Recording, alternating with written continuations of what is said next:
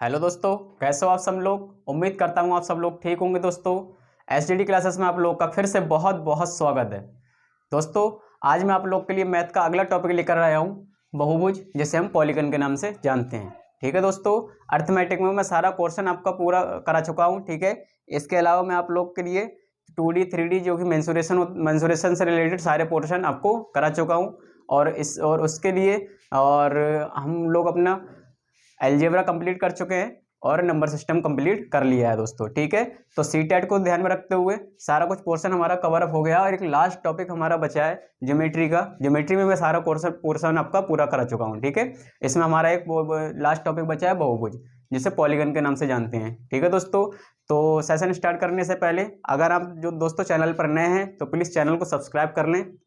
और वीडियो बहुत इंपॉर्टेंट होने वाला है, इसलिए वीडियो को स्किप बिल्कुल ना करें, लास्ट तक देखें, जिससे आपके बेस क्लियर होगा और किसी भी एग्जाम के लिए ये आपके लिए पर्याप्त मतलब होगा इस टॉपिक से सारा कुछ जो भी कराने वाला हूँ। ठीक है, तो बिना किसी देरी के स्टार्ट करते हैं आज का अपना न्यू टॉपिक बहुभुज। ठीक है दोस्तों, बहुभुज सबसे पहले आप लोग को पता होना चाहिए कि बहुभुज क्या होता है। बहु मीन्स बहुत सारी, भुज मीन्स भुजाएं से। ठीक है, बहुभुज जो होता है इसको हम दो पार्ट में डिवाइड कर लेते हैं। सबसे पहले बिल्कुल बेसिक से इस तरीके से कराऊंगा कि यहाँ पे एक बार कर लेंगे, आपको दोबारा फिर कहीं दिक्कत परेशानी कोई भी नहीं आने वाली इसमें। ठीक है दोस्तों, बहु मीन्स बहुत सारी, ठीक है, बहु मीन्स बहुत सारी और भुज मीन्स भुजाएं। ठीक है, जो बहुत सारी भुजाओं से मिलकर बना होता है उसे बहुभुज कहते हैं, लेकिन इसकी भी कोई कंडीशंस होती हैं। ठीक है दोस्तों, अगर कहीं दिया हो कि दो भुजाओं से कुछ आकृति मिलकर बनी होगी, ठीक है, एक भुजा से मिलकर बनी होगी, तब वो हमारा बहुभुज नहीं होगा। ठीक है, जैसे कि सबसे पहले एक इंपॉर्टेंट पॉइंट आप इसमें नोट कर लें। सबसे पहला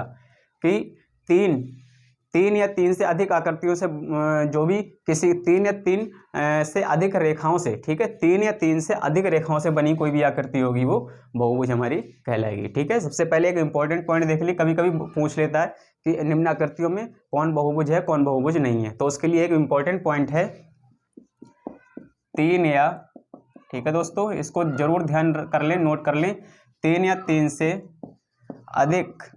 तीन से अधिक रेखाओं से बनी आकृति कोई भी होगी, ठीक है, तीन या तीन से अधिक रेखाओं से बनी आकृति जो भी होगी वो हमारी से बनी आकृति, ठीक है, जो कि तीन या तीन से अधिक रेखाओं से बनी कोई आकृति होगी तो वो आकृति बहुभुज कहलाएगी। ठीक है, सबसे इम्पोर्टेंट बात है, तो वो आकृति बहुभुज होगी।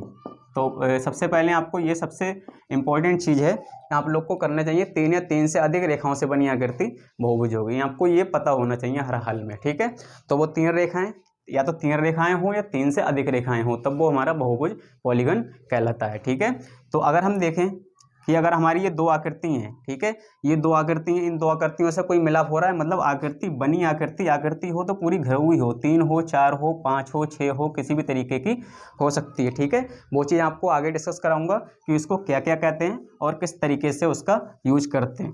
तो अगर दो आकृति हम लोग कर दें, दो रेखाओं से कोई आकृति बना दें, तो क्या ये बंद आकृति हो रही है? नहीं दोस्तों, ये ओपन आकृति हो रही है, इसलिए ये बहुभुज नहीं होगी।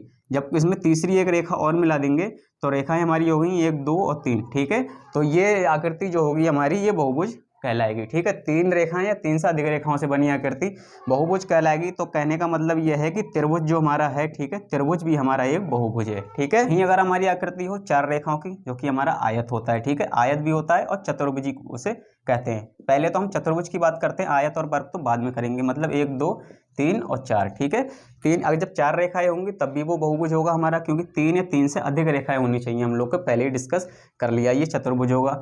और एक हमारा होगा त्रिभुज होगा, चतुर्भुज होगा, एक हमारा पंचभुज होता है इस तरीके का कोई, ठीक है, तो इसमें पांच भुजाएं हो गई। एक हमारा षटभुज होता है इस तरीके का दोस्तों, ठीक है, चार, पाँच, छः भुजाएं हो गई। ठीक है, तो कहने का मतलब ये है कि जितनी आकृति बढ़ती चली जाएंगी उसमें उसकी एक मतलब भाषा उसकी चेंज होती चली जाएगी। चार आकृति, तीन आकृति त्रिभुज, चार आकृति चतुर्भुज, पांच आकृति पंचभुज, छः आकृति षटभुज, सात आकृति सप्तभुज और आठ आकृति अष्टभुज, नौ आकृति नौभुज, इस तरीके से 10 भुज सारा कुछ करता चला जाता है आगे। ठीक है, तो उम्मीद करता हूँ कि इतनी सी बात आपको पता चल गई होगी। ठीक है दोस्तों, इसमें एक इम्पॉर्टेंट बात और भी हम लोग जान लेते हैं कि प्रत्येक बहुभुज की प्रत्येक भुजा जो होती है, जितनी भुजाएं से मिलकर कोई भी बहुभुज बनता है, जितनी भुजाओं से मिलकर कोई भी बोलते हैं कोई भी पॉलीगन बनता है, उसमें उतने ही कोण होते हैं। ठीक है, ये 1 2 3 भुजाओं से मिलकर बना है, तो इसमें कोणों की संख्या भी 1 2 और 3 होगी।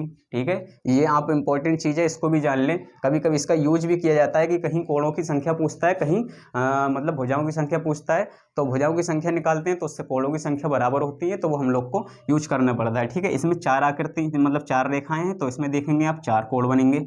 ठीक है, बहुत ही बेसिक तरीके से करा रहा हूँ दोस्तों। आज के बाद आपको पॉलीगन में कुछ भी और कहीं से कुछ वीडियो देखने की या कुछ समझने की दिक्कत नहीं होगी। बस रिवीजन के लिए आप चाहे क्वेश्चन कितने भी कहीं से लगा लें, लेकिन इसी बेस पर सारा कुछ करते चले जाएंगे। ठीक है, बेस क्लियर करा दूंगा आपका। तो इसमें हमारा पंचभुज है, तो इसमें 1 2 3 4 5 5 भुजाएं, 5 कोण हो गए। षटभुज है, 1 2 3 4 5 6 6 भुजाएं, 6 कोण हो गए। ठीक है दोस्तों, तो इस तरीके से हम लोग कह सकते हैं। हम इसको हटा देते हैं। सेकंड पॉइंट हमारा निकल कर आता है कि प्रत्येक बहुभुज का प्रत्येक मतलब जो रेखा होती है, प्रत्येक रेखाएं होती हैं बहुभुज में जितनी रेखाएं होती हैं, नहीं हम कह सकते हैं इस तरीके से कह सकते हैं, बहुभुज में रेखाओं की संख्या जो होती है कोणों की संख्या के बराबर होती है। सेकंड पॉइंट हम लिख लेते हैं रेखाओं की संख्या। ठीक है, आकृति बनती है रेखाओं के साथ आ जाए तो हम कहते हैं रेखाओं की संख्या, जो कि अभी मैंने आप लोग को कराया है। रेखाओं की संख्या बराबर होती है कोणों की संख्या के। ठीक है, कोणों की संख्या के, रेखाओं की संख्या जो होती है वो कोणों की संख्या के बराबर होती है। ये आ गया हमारा थर्ड पॉइंट। अब इसके बाद हम लोग क्या कर सकते हैं, अगर हम देखें कि हमारा ये कोई बहुभुज है, ठीक है, चलो हम एक चतुर्भुज ही ले लेते हैं। चतुर्भुज तो हमारा बहुभुज है। ठीक है, ये हमारा कोई बहुभुज है। ठीक है, ये तो हुए इसके अंतःकोण, ये हुए इसके अंतःकोण। ठीक है, इस रेखा को अगर हम इधर आगे बढ़ाएंगे, ठीक है, इस रेखा को अगर हम इधर आगे बढ़ाएंगे, ये वाली रेखा जो है इधर आगे बढ़ा दी हमने, तो इसके जो बाहर की साइड में इधर कोण बनेगा, ये इसका बाह्य कोण होगा। ठीक है, अब इस रेखा को इस साइड अगर हम बढ़ा दें, ठीक है, तो इसके इस बाहर वाला कोण होगा, ये बाह्य कोण होगा। अब इस रेखा को अगर हम इधर बढ़ा दें तो इसके बाह्य वाला कोण बाह्य कोण होगा, और इस रेखा को अगर इधर बढ़ा दें सीधा, तो अंदर का कोण तो ये है, और इसके बाहर का कोण क्या बनेगा हमारा, ये, तो ये हमारा बाह्य कोण होगा। तो कहने का मतलब ये है, अगर आप लोग ध्यान से देखें तो ये अगर इस रेखा की बात करें हम लोग, स्ट्रेट लाइन ये है, इस पर ये वाला कोण हमने बनाया है, ये तो हमारा अंतःकोण हो गया। ठीक है, एक्स अंतःकोण हो गया, और ये कोई हमारा वाई हो गया। ठीक है, तो अगर हम देखें कि बहुभुज के अंत और बाह्य कोणों का, जब हम देखते हैं कि कोई स्ट्रेट लाइन होती है अपने आप में कोई 180 डिग्री का कोण बनाती है, जैसे कि यहाँ मान लिया कोई 90 डिग्री का कोण बना दिए, तो 90 ये और 90 ये, तो टोटल 180 डिग्री का कोण हो गया। तो उसी से हम लोग निकालते हैं कि 90 हमारा ये हो गया, ठीक है, और 90 हमारा ये हो गया। सब कोणों में यही होगा, 90 ये हो गया और 90 ये हो गया। तो कहने का मतलब ये है कि प्रत्येक बहुभुज के अंत और बाह्य कोणों का योग 180 डिग्री होता है। ठीक है, थर्ड पॉइंट हमारा निकल कर आ गया। तो बिल्कुल बेसिक से करा रहा हूँ, सारा कुछ आपको समझ आता जाएगा। ठीक है, तो लिखते हैं बहुभुज के बाह्य प्लस अंत कोणों का योग, बाह्य कोण, ठीक है, प्लस अंत कोण। ठीक है, बाह्य कोण प्लस अंत कोणों का योग जो होता है, योग मतलब एडिशन, प्लस लगा दिया, 180 डिग्री होता है। ठीक है, बहुत इंपॉर्टेंट फैक्ट आपको कराते जा रहा हूँ। आपको सीधे से क्वेश्चन कराने वाले सीधे से क्या करते हैं कि अपना फार्मूले लिखा दिए, फार्मूले बेस पे 2-4 क्वेश्चन करा दिए, और बस उन्होंने अपना बहुभुज कंप्लीट कर लिया। ठीक है, चाहे समझ आए या नहीं आए, लेकिन एक एक चीज़ आपको समझ आने वाली है। इसमें एक और फार्मूला हमारा होता है, एक और फार्मूला हमारा होता है, यही बाह्य कोण और अंत कोण तो समझ आ गए। ठीक है, एक इंपॉर्टेंट हमारा फार्मूला होता है अंत कोणों का योग। ठीक है, अंत कोणों का योग। ठीक है, अंत कोणों का योग हमारा होता है, अंत कोणों का योग होता है हमारा n-2। ठीक है, n-2 गुणा 180 डिग्री। जहाँ पर जो n जो होता है, जहाँ लिख लें, जहाँ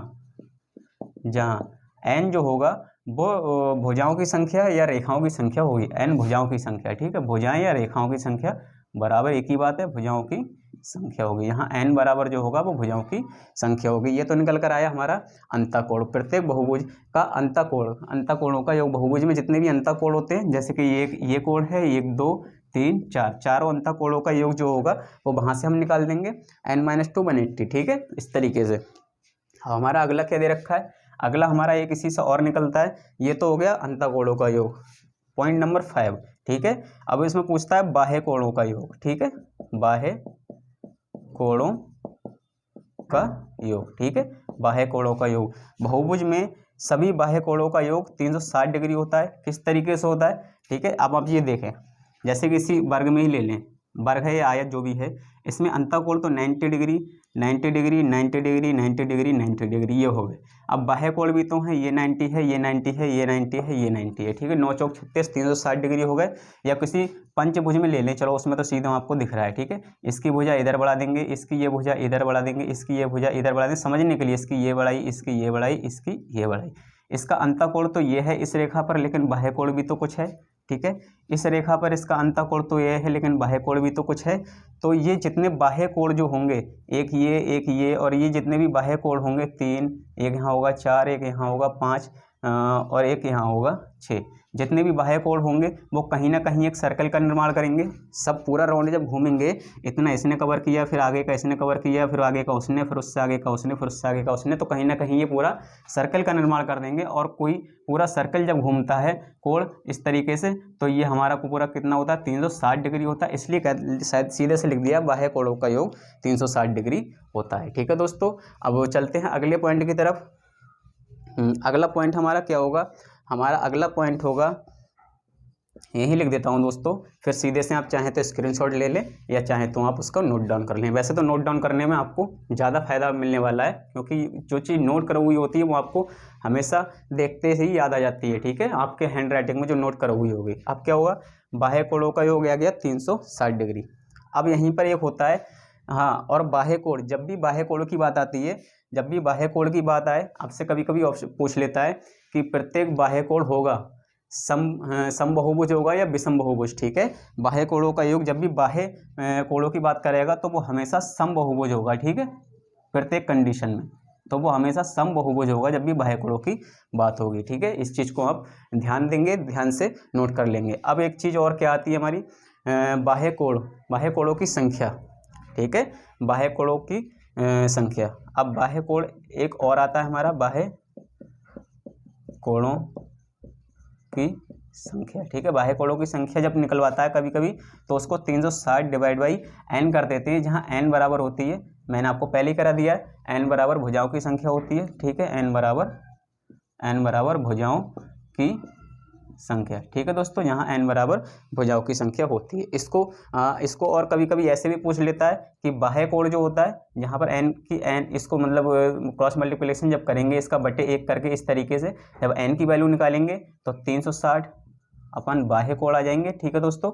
बाह्य कोण ये तो आप लोग आसानी से जानते होंगे और आप लोग समझ भी लेंगे, क्योंकि क्रॉस मल्टीप्लिकेशन करने के बाद हम लोग को क्या करना होता है कि जो ऊपर की अंश की चीज़ होती है वो हर में चली जाती है, जो हर की चीज़ होती है वो अंश में चली जाती है। यहाँ से अगर हम लोग को नंबर ऑफ भुजाओं की संख्या निकालनी हो या कोणों की संख्या निकालनी हो, क्योंकि दोनों बराबर होते हैं, ठीक है, भुजाओं की संख्या, रेखाओं की संख्या या भुजाओं की संख्या बराबर होती है कोणों की संख्या, तो n की वैल्यू हम यहाँ से निकाल सकते हैं, ठीक है। उम्मीद करता हूँ सारे मतलब पॉइंट जितने भी तरीके के मैंने लिखवाए हैं आपको सारे कुछ समझ आ गए होंगे, ठीक है दोस्तों। अब चलते हैं बिना किसी देरी के इसके क्वेश्चन नंबर फर्स्ट की तरफ। और बहुत ही बेसिक तरीके से हर एक मतलब जो भी मैंने इसके पॉइंट दिखाए, हर एक पॉइंट से रिलेटेड क्वेश्चन कराऊंगा, किस किस तरीके से बनते हैं सारा कुछ कराने वाला हूं। तो दोस्तों बिल्कुल वीडियो को स्किप ना करें। मैं आपको बोला कि आपको इस वीडियो के बाद में कहीं भी बहुभुज के लिए अलग से कुछ देखने की जरूरत नहीं पड़ने वाली, ठीक है दोस्तों। तो चलते हैं बिना किसी देरी के क्वेश्चन नंबर फर्स्ट की तरफ। दोस्तों आज का हमारा पहला क्वेश्चन है, क्वेश्चन दे दिया है कोई भी बहुभुज है जिसका प्रत्येक अंतःकोण 120 डिग्री है, ठीक है, तो भुजाओं की संख्या ज्ञात करो, ठीक है दोस्तों। मैं आपको हमेशा बोलता हूं कि भुजाओं की संख्या ज्ञात करो। लास्ट का देखते हैं कि क्या पूछने वाला है, तभी तो हम पहली कंडीशन जो होगी प्रत्येक अंतःकोण 120 डिग्री, तभी तो पहली कंडीशन को हम यूज करेंगे। किस तरीके से उसका यूज करने वाले हैं, सबसे पहले देखेंगे कि भुजाओं की संख्या ज्ञात करो। जब भुजाओं की संख्या ज्ञात करेंगे, भुजाओं की संख्या तो मैंने आपको बताया था क्रॉस मल्टीप्लिकेशन करके 360 बटे, ठीक है, बाह्य कोण, ठीक है, 360 बटे बाह्य कोण, इसी तरीके से तो करते हैं। तो सबसे पहले हमें अंतःकोण दिया है और बाह्य कोण हमको निकालना पड़ेगा, जब भी हम भुजाओं की संख्या निकाल सकते हैं, ठीक है। इस चीज़ को बहुत ध्यान से हम लोग क्वेश्चन को पढ़ते ही समझ आ जाना चाहिए इस चीज़ के बारे में दोस्तों, ठीक है। तो क्या करते हैं, बहुभुज का प्रत्येक अंतःकोण 120 डिग्री है। मैंने आप लोग को क्या बताया था, एक कॉम्बिनेशन कराया था, अंतःकोण प्लस बाह्य कोण बराबर 180 डिग्री, ठीक है। वहाँ से अंतःकोण का योग लगा देंगे जो भी है और बाह्य कोण वहाँ से निकाल लेंगे, और हमको बाह्य कोण की जरूरत भी है, ठीक है। तो सीधे से मैं लिखता हूँ अंतःकोण प्लस बाह्य कोण, ठीक है, अंतःकोण प्लस बाह्य कोण, क्या मैंने आपको कंडीशन लिखवाई थी 180 डिग्री, ठीक है। मैंने आपको सिद्ध करके भी दिखाया था इस तरीके से, ये इधर का अंतःकोण है, ये बाह्य कोण है, दोनों का योग 180 डिग्री होगा, ठीक है। तो वही इसमें मैंने आप लोग को कराया सीधे अंतःकोण प्लस बाह्य कोण बराबर 180 डिग्री। प्रत्येक अंतःकोण की बात हो रही है 120 डिग्री है, ठीक है। बाह्य कोण पूछ रहा है तो बाह्य कोण, ठीक है। हर बार में इतना लंबा लिखने वाला नहीं हूँ, अभी कुछ शॉर्ट निकालेंगे इसका, ठीक है, क्योंकि इसमें ज़्यादा टाइम वेस्ट होगा। तो बाह्य कोण जब हम लोग निकालेंगे तो 180 इधर की है वैल्यू उधर जाएगी, माइनस में हो जाएगी, ठीक है। तो हमारा बाह्य कोण यहाँ से निकल कर आएगा, ठीक है। बाह्य कोण यहाँ से निकल कर आने वाला हमारा 180 में से जब 120 जाएंगे तो 60, ठीक है। बाह्य कोण की क्या आ गया हमारा 60 डिग्री। अब सीधे से कोई इसमें पुट अप कर देंगे, जो कि हमें पता होना चाहिए। भुजाओं की संख्या ज्ञात करने के लिए मैंने बताया था बाह्य कोण बराबर 360/n, ठीक है। n मतलब भुजाओं की संख्या, और जब क्रॉस मल्टीप्लिकेशन करेंगे भुजाओं की संख्या पूछ रहा है, कभी बाह्य कोण पूछेगा तो 360/n करेंगे, कभी n की रेखाओं की संख्या पूछेगा भुजाओं की संख्या तो 360 बाह्य कोण करेंगे, ठीक है, क्योंकि क्रॉस मल्टीप्लिकेशन होता है। तो 360 तो हमारा है ही, बाह्य कोण हमने क्या निकाला है 60 डिग्री, ठीक है। तो 6 0 से 0 6 6 36, भुजाओं की संख्या आ जाएगी हमारी 6, ठीक है, जो कि हमारा राइट आंसर है और बहुत इजी आंसर है, ठीक है दोस्तों। उसमें मुझे लग रहा है कि शायद मैंने आप लोग को, हाँ, जो मैंने आपको इंपॉर्टेंट फार्मूले लिखाए हैं उसमें मेरा एक विकर्ण से रिलेटेड रह गया है, ठीक है। बहुभुज में विकर्णों की संख्या जब पूछता है, विकर्ण को डी से डिनोट करते हैं, तो उसमें आप लोग को लिख लें विकर्णों की संख्या n(n-3), ठीक है, n(n-3) डिवाइड बाई 2, ठीक है। ये एक इंपॉर्टेंट पॉइंट उसमें छूट गया था, तो आप इसको भी नोट कर लें। अब चलते हैं दोस्तों n(n-3/2), जहाँ n जो है वो रेखाओं की भुजाओं की संख्या या कोणों की संख्या हो सकती है, ठीक है दोस्तों। तो चलते हैं दोस्तों अगले क्वेश्चन की तरफ। अगला क्वेश्चन है दोस्तों हमारा, अगला क्वेश्चन दिया है बहुभुज का अंतःकोण पंचभुज के अंतःकोण का 5/6 गुना है, ठीक है। कोई बहुभुज है जिसका अंतःकोण जो है वो पंचभुज के अंतःकोण का 5/6 गुना है, तो बहुभुज की भुजाओं की संख्या ज्ञात करो, ठीक है। यहाँ से बहुभुज का अंतःकोण है पंचभुज के अंतःकोण का 5/6 गुना है, तो बहुभुज की भुजाओं की बात कर रहा है, वही प्रोसेस है। भुजाओं की संख्या n पूछ रहा है, तो 360 बाह्य कोण, ठीक है, 360 बाह्य, ठीक है। तो उसके लिए हमें अंत और बाह्य कोण दोनों पता होने चाहिए, ठीक है। अब क्या पूछ रहा है पंचभुज, ठीक है, आप लोग को पता होना चाहिए 5 भुजाओं से रिलेटेड होता है, इसलिए होता है हमारा पंचभुज, ठीक है। यहाँ भुजाएं दे दी तो अंतःकोण का 5/6 गुना है, पंचभुज है तो यहाँ से भुजाओं की संख्या 5 आएगी, ठीक है, भुजाओं की संख्या 5 आएगी, तो यहाँ से हमारा क्या निकल आएगा, बाह्य कोण हम लोग निकाल सकते हैं इसी कंडीशन को अप्लाई करके, ठीक है, इसी कंडीशन को अप्लाई करके पंचभुज में, ठीक है, पंचभुज में, ठीक है, सीधे से लिखेंगे पंचभुज में बाह्य कोण। क्वेश्चन आप जब करेंगे एग्जाम में तो आप लोग को ये सारा कुछ लिखने की जरूरत नहीं है, बस अभी आप नोट्स में ये सारा कुछ लिख कर रखें कि आपको सीधे से सीधे पता लग जाए कि कब क्या कंडीशन फॉलो की गई है। तो पंचभुज है बाह्य कोण, पंचभुज में बाह्य कोणों का योग, पंचभुज हो या कोई भी भुज हो, बाह्य कोण जो होते हैं वो हमेशा 360 डिग्री होते हैं, ठीक है, सभी आपस में 360 डिग्री का निर्माण करते हैं। और पंचभुज है तो भुजाओं की संख्या है 5, n की जगह 5 वही है, बाह्य को इधर कर दिया, n को नीचे कर दिया, ठीक है, क्रॉस मल्टीप्लिकेशन करके।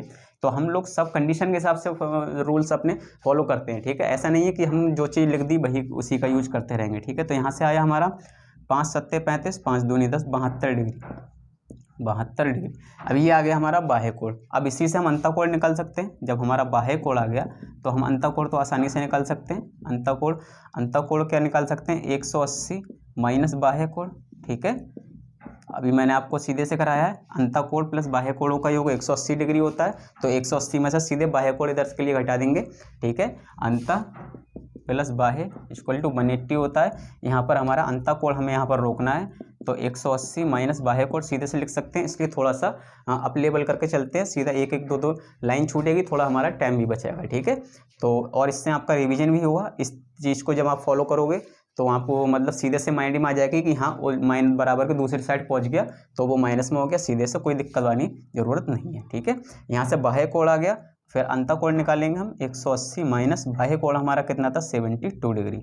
तो यहाँ से हमारा बाह्य कोण कितना आ जाएगा, पंचभुज की बात चल रही है दोस्तों भी, ठीक है, पंचभुज में तो ये आ जाएगा हमारा 108 डिग्री, ठीक है। अब ये हमने क्यों निकाला अंतःकोण, क्योंकि क्वेश्चन सीधे से दे रहा है बहुभुज का अंतःकोण जो पंचभुज के अंतःकोण का 5/6 गुना है, तो सीधे से यहाँ से अब हमारा बहुभुज का अंतःकोण निकाल देंगे। अब यहाँ से निकालेंगे हम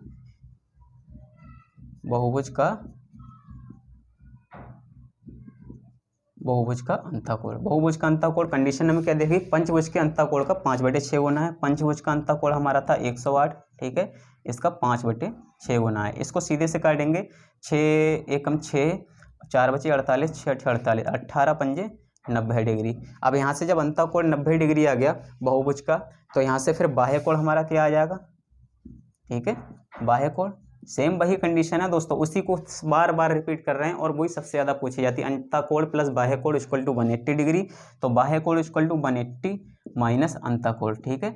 180 में से 90 जाएगा तो 90 डिग्री, मतलब इसका बहुभुज का अंतःकोण भी 90 डिग्री है और 18 पंजे 90, ठीक है। बहुभुज का अंतःकोण भी 90 डिग्री है और बाह्य कोण भी 90 डिग्री है, क्योंकि दोनों का मिलाकर 180 डिग्री होता है। अब क्वेश्चन कंडीशन क्या दे रखी है, तो बहुभुज की भुजाओं की संख्या ज्ञात करो, ठीक है। अब बहुभुज की भुजाओं की संख्या ज्ञात करने के लिए हम लोग को क्या करना पड़ेगा, वही लगाना पड़ेगा दोबारा से, n इक्वल टू 360 वन बाह्य कोण, तो भुजाओं की संख्या निकलवा रहा है 360 वन बाह्य कोण, बहुभुज की बात कर रहा है, तो बाह्य कोण हमने निकाला था 90 डिग्री, ठीक है, 90 डिग्री। क्वेश्चन को स्टेप बाय स्टेप फॉलो करते चले जाओ दोस्तों, और आपको रूल्स पता होने चाहिए, तो कहीं आपको कोई दिक्कत नहीं आने वाली। 9 चौक 36, 4 भुजाओं की संख्या इसमें आ गई 4। तो उम्मीद करता हूं दोस्तों क्वेश्चन समझ आया हुआ, और बहुत ही इजी वे में मैंने आपको बहुत ही बेस्ट तरीके से कराया है क्वेश्चन। तो बिना किसी देरी के चलते हैं दोस्तों अगले क्वेश्चन की तरफ। दोस्तों अगला क्वेश्चन है हमारा, आज का अगला क्वेश्चन है, बहुभुज के अंतःकोणों का योग 1260 डिग्री है, तो भुजाओं की संख्या ज्ञात करो, ठीक है। इस बार में दे दिया अंतःकोणों का योग, ठीक है दोस्तों। एक चीज में आप कंफ्यूजन में हो तो कंफ्यूजन उस चीज को दूर कर लें, ठीक है। अंतःकोण प्लस बाह्य कोण, ठीक है, जो मैंने आपको कराया था अंतःकोण प्लस बाह्य कोण, वो तो होता है हमारा 180 डिग्री। और जब अंतःकोणों का योग पूछता है तो मैंने आपको एक फार्मूला लिखवाया था, ठीक है, अंतःकोणों के योग के लिए, अंतःकोणों का योग, ठीक है। इसके लिए मैंने आपको एक फार्मूला लिखवाया है n-2 इंटू 180 डिग्री, ठीक है, ये लिखवाया है। अंतः और प्लस बाह्य की बात आएगी, अंतःकोण प्लस बाह्य कोण, तो दोनों का योग 180 डिग्री होता है, लेकिन अंतःकोणों का जब योग की बात आएगी तो n-2 180 डिग्री होता है, ठीक है। तो इस चीज़ में आपको बिल्कुल कन्फ्यूजन में नहीं पड़ना है दोस्तों, बिल्कुल ध्यान रखना है, ठीक है। और यहीं अगर बाह्य कोणों की बात आ जाती, बाह्य कोणों के योग की बात, तो वो होता है 360 डिग्री। मैंने आपको राउंड अप करके पूरा समझाया भी है। तो 1260 डिग्री है क्या अंतःकोणों का योग, 1260 डिग्री अंतःकोणों का योग है। और कंडीशन हमारी क्या दे रखी है, भुजाओं की संख्या पूछ रहा है, ठीक है। तो सीधे से फार्मूला जो है हमारा, उसी से हमारा क्वेश्चन, यहाँ से हम n की वैल्यू सीधे से निकाल लेंगे। अगर हम देखें 0 से 0 कट जाएगा, ठीक है, 18 सत्ते 126, हाँ ठीक है, 18 सत्ते 126 ये आ गया।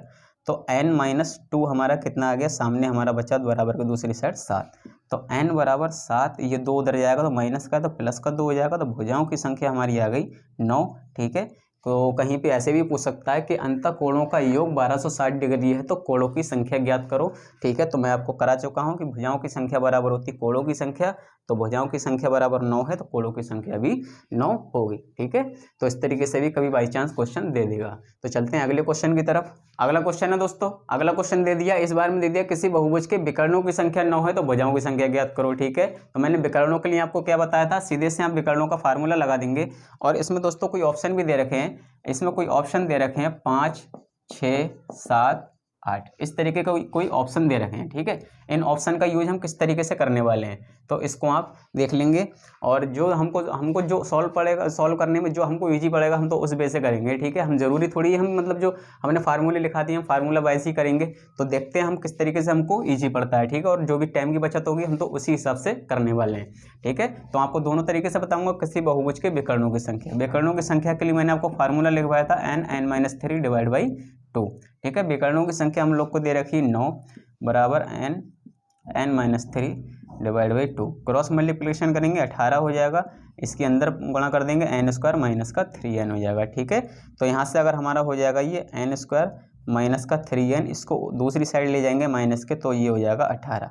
तो यहाँ से आप लोग देखेंगे तो यहाँ से हमारा ये गुणनखंड का फैक्टर विधि का रूल बन गया, ax² द्विघात समीकरण बन गई, जिसको हम गुणनखंड विधि से ही केवल सॉल्व कर सकते हैं, ठीक है। 18 की पहले गुणा करें 18, इसके ऐसे खंड जिनका अंतर तीनों, तो 6 3 18 है तो ईजी, ठीक है, लेकिन उसका इतना लंबा प्रोसेस करने से सही है, ठीक है, हम एक दूसरा मेथड ऑप्शन मेथड ट्राई करें, ठीक है।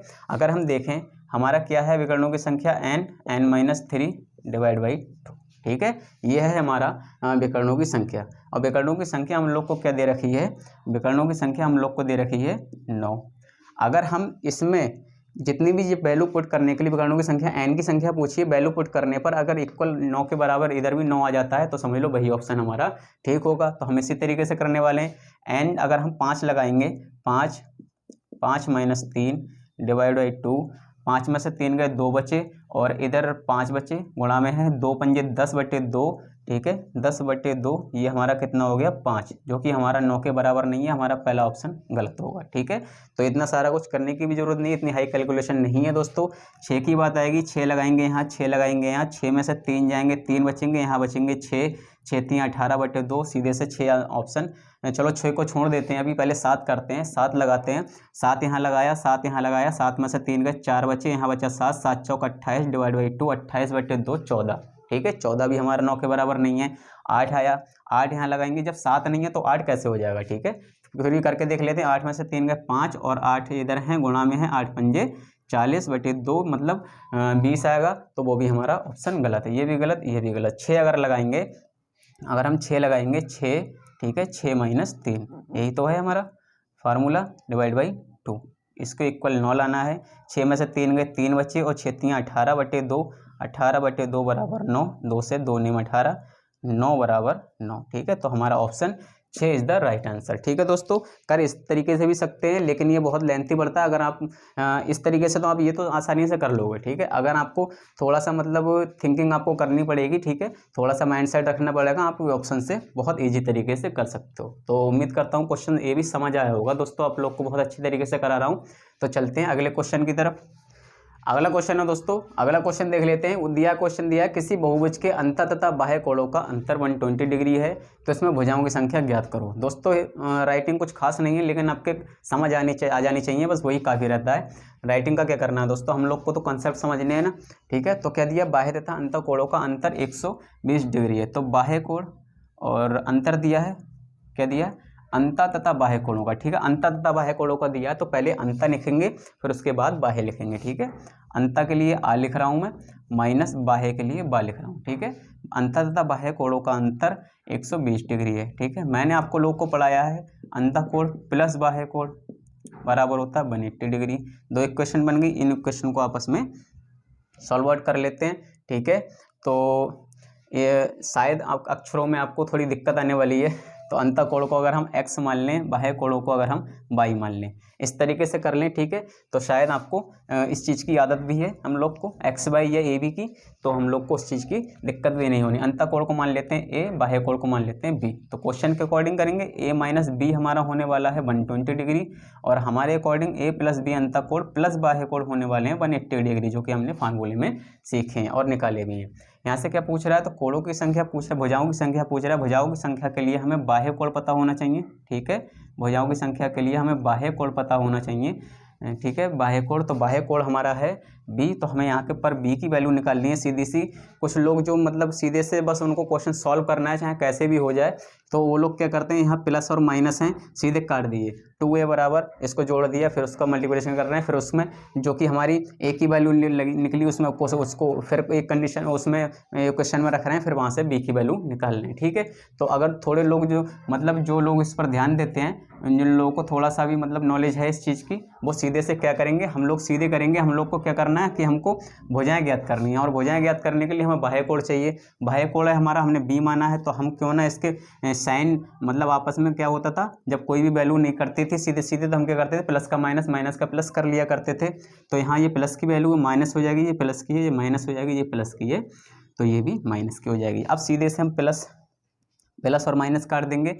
अब सीधे से हमारा यहाँ पर माइनस का 2 भी बचा, यहाँ ऐसे एक सेम साइन के हैं, जुड़ जाएंगे, और यहाँ पर हमारा बचा माइनस का 60 डिग्री। 180 में से 120 जाएंगे, तो माइनस का 60 बचेंगे, माइनस से माइनस कट जाएगा, 2 से हमारा 2 3 6 60 30 डिग्री आ गया, तो बाह्य कोण हमारा आ गया 30 डिग्री। ठीक है, अब हम लोग को यहाँ x की अंत कोण निकालने की कोई ज़रूरत ही नहीं, क्योंकि पूछा ही नहीं है। अगर निकालने की ज़रूरत होती है किसी एक क्वेश्चन में रख के वो भी निकाल लेंगे, हम क्यों टाइम वेस्ट करें जब हमें ज़रूरत ही नहीं है उसकी। ठीक है, तो हम लोग को अब क्या निकालना है, भुजाओं की संख्या निकालनी है।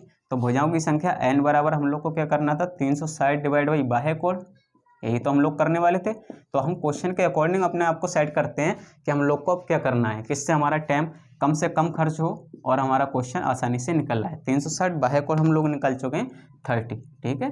तो 0 से 0, 3 एकम 3 दूनी 6, तो भुजाओं की संख्या हम लोग यहाँ पर निकाल चुके हैं 12, जो कि हमारी कोणों की संख्या के बराबर होती है। बाई चांस पूछ लेता जब, तो क्वेश्चन में तो सीधे से पूछा भुजाओं की संख्या, तो n बराबर 12। बहुत ही बढ़िया क्वेश्चन है दोस्तों। बिना किसी देरी के चलते हैं अगले क्वेश्चन की तरफ। दोस्तों हमारा अगला क्वेश्चन है, अगला क्वेश्चन दिया बहुभुज के अंतर तथा बाह्य कोणों का इस बार में अनुपात दे दिया 4:1, तो पूछ रहा है विकर्ण ज्ञात करो, ठीक है। सबसे पहले हम लोग को दे दिया है कि अंतःकोण तथा बाह्य कोणों का अनुपात, ठीक है। अंतःकोण और बाह्य कोण का अनुपात क्या दे रखा है, 4:1, ठीक है। इसी तरीके से तो दे रखा है। अब पूछ रहा है विकर्ण ज्ञात करो। विकर्ण के लिए मैंने आपको क्या बताया था, विकर्ण के लिए मैंने आप लोग को क्या बताया था, d = n(n-3/2), ठीक है। विकर्ण के लिए हम लोग को d = n(n-3/2), यहाँ से हम लोग को n की वैल्यू पहले निकालनी होगी, तभी तो हम विकर्ण निकाल सकते हैं। क्या पूछ रहा है, विकर्ण ज्ञात कीजिए अंत तथा बाह्य कोणों का अनुपात, ठीक है। क्वेश्चन में आपको फार्मूला क्या लिखवाया है, अंतःकोण प्लस बाह्य कोण बराबर होता है 180 डिग्री के, ठीक है। जब अनुपात में वैल्यू है तो सीधे से वैल्यू न लेकर के अनुपात में हम उसको एक एक्स मतलब एक्स कोई वेरिएबल अचर पद उसके साथ में ले लेते हैं। आपको बार बार समझाता हूँ मैं कैसे अचर पद लेते हैं। बटे में होता है तो सीधे वैल्यू ले लेते हैं, उसकी वैल्यू दी होती है बराबर में उसके जब, ठीक है। नहीं तो सीधे से कोई ना कोई उसमें अचर पद साथ में ले लेते हैं। अंतःकोण है 4x प्लस बाह्य कोण है 1x, या x लिखो, कोई दिक्कत वाली बात नहीं, एक ही चीज़ है। 4x और 1x 5x = 180 डिग्री, ठीक है। तो यहाँ से हम लोग x की वैल्यू निकाल देंगे x की वैल्यू निकालकर सीधे इन में रख देंगे, इससे हमारे अंतः और बाह्य कोण निकल कर आ जाएंगे, ठीक है। हमारा आया 5x = 180 डिग्री। 5 से सीधा इसको काट देंगे, 5 × 3 = 15 और 3 बचे हमारे, और 3 और 30 हो गए, 5 × 6 = 30। x = हमारा आ गया 36 डिग्री, ठीक। तो x की वैल्यू आ गई हमारी 36, यहाँ से x की वैल्यू 36 आ गई। इसको सीधे 4x और 1x में लगा देंगे तो हमारे अंतः और बाह्य कोण हमें पता लग जाएंगे, ठीक है। तो यहाँ से लगा देते हैं, तो अंतः और बाह्य कोण हमें पता लग जाएंगे। 4 × 36, ठीक है। 4 × 6 = 24, 4 × 3 = 12 और 2 = 14, इतना आया। और इसका आएगा 36, बाह्य कोण तो हमारा 36 ही आया। 144 और 36 180 होता है अंतः प्लस बाह्य, ठीक है। 144 और 36। अब हम लोग को क्या करना है, विकर्ण निकालना है। d = n(n-3/2), ठीक है। अब विकर्ण के लिए हमें n चाहिए, n के लिए हमें क्या चाहिए, बाह्य कोण चाहिए। n निकालने के लिए हमें बाह्य कोण चाहिए, बाह्य कोण हमारा आ गया है 36 डिग्री, ठीक है। तो यहाँ से हम भुजाओं की संख्या, वही पोर्शन यहाँ पर रिपीट करने वाला हूँ मैं, जैसे कि हम लोग जब बाह्य कोण निकालते थे, ठीक है, जब बाह्य निकालते थे तो हम क्या करते थे 360/n।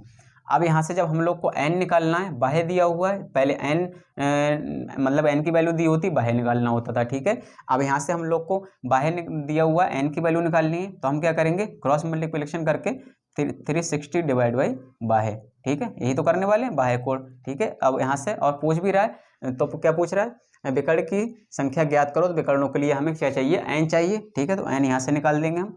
360/ हमारा है 36 मतलब 36, इसको इससे काट देंगे एकम, मतलब n की संख्या यहाँ से निकल कर आ गई हमारी 10, ठीक है। इसको हटा देता हूँ दोस्तों, ये तो आपको नोट कर लिया होगा और समझ भी आ गया होगा, तो इसको हटा देता हूँ अब, ठीक है।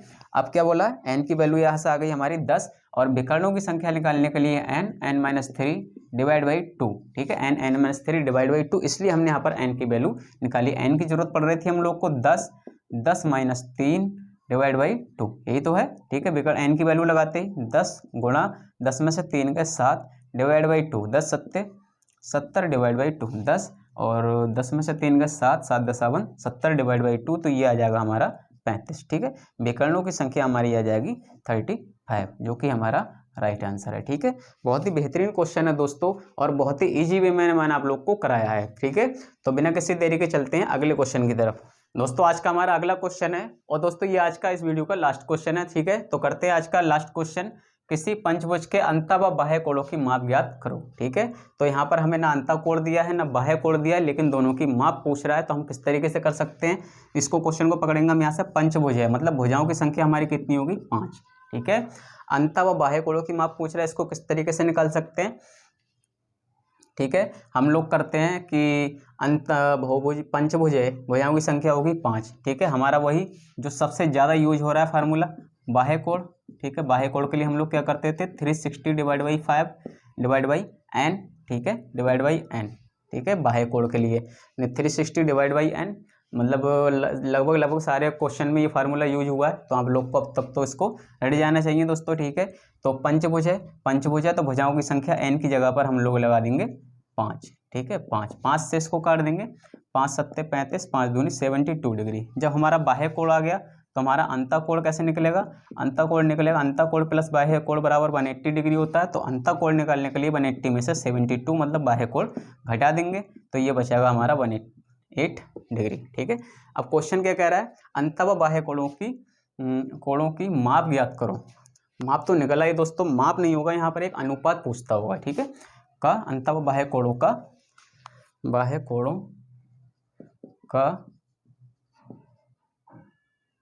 अनुपात ज्ञात करो। ठीक है दोस्तों, यहाँ पर अनुपात पूछ रहा, बाई मिस्टेक माप लिख गया। ठीक है, तो अंतःकोण और बाह्य कोण, अंतःकोण हमारे क्या निकल कर आए थे 108 डिग्री, और अनुपात क्या पूछ रहा था बाह्य कोण से, जो कि 72 डिग्री था। इसको सीधे से किससे काट देंगे, अगर हम लोग देखें तो 2 से तो कट ही जाएगा, शायद कुछ बड़ी संख्या से कट जाए तो हम उससे काट देंगे, 4 से कट जाएगा, 4 दूनी 8, 4 सत्ते 28 और 4 एकम 4, 4 अट्ठे 32। इसका मतलब फिर और बड़ी संख्या से कट जाएगा, 12 से काटेंगे सीधे, 12 ने में 108, 12 छंग 72। ठीक है, तो हम इसको अब 3 से काटेंगे, 9:6 आया, 3 से फिर भी कट जाएगा, 3 3 9, 3 दूनी 6, तो क्या हुआ 3:2 आया, जो कि इसका अनुपात जो कि पूछा गया है वही हमारा अंतःकोण प्लस बाह्य, अंतःकोण और बाह्य कोणों का अनुपात पूछ रहा है, अंतः और बाह्य का, तो 3:2। ठीक है, उम्मीद करता हूं दोस्तों आज का सेशन आप लोग को पसंद आया होगा। दोस्तों मैंने आप लोग को बता दूं कि अगर कोई भी कॉम्पिटिटिव एग्जाम है जिसमें आप लोग के लिए पॉलीगन पूछा जाएगा, ठीक है, तो ये कंटेंट इनफ है बेसिक के लिए, और बाकी आगे का कोई भी 2-3 चीज़ें इसमें जोड़ता है तो फार्मूला बेस से इससे बाहर निकल कर कुछ नहीं जाएगा। जितनी फार्मूला बेस क्वेश्चन होते हैं इन्हीं से कुछ ना कुछ वो ऐड करता चला जाता है। ठीक है, यही अनुपात पूछ ला, यही इनका योग पूछ लेगा, यही इनका गुणनखंड पूछ लेगा, गुणनफल पूछ लेगा, इस तरीके से जोड़ता हुआ चला जाता है, तो उस चीज़ की आप दिक्कत ना लें। ठीक है, तो मिलते हैं अगले लेक्चर में, तब तक के लिए goodbye and take care.